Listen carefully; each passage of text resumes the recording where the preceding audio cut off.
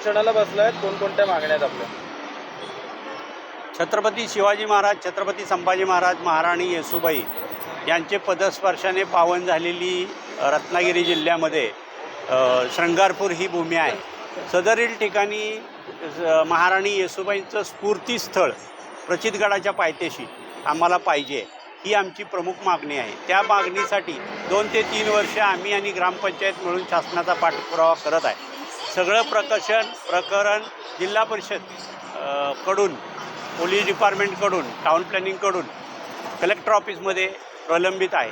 याच्यावर शासनानं त्वरित लक्ष घालावे आणि फंड टाकून सदरचे नावाला साजेसे स्फूर्तीस्थळ तयार करून द्यावे.